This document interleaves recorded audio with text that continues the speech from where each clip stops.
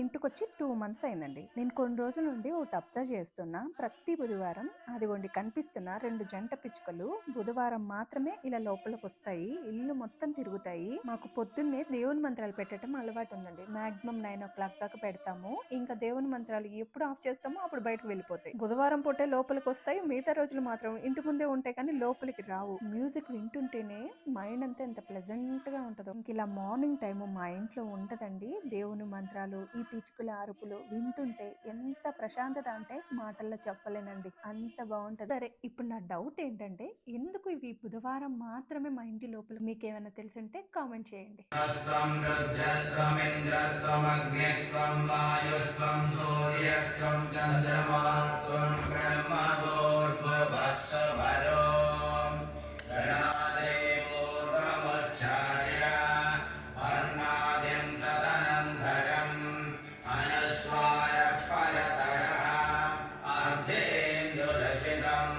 Narayana Rudram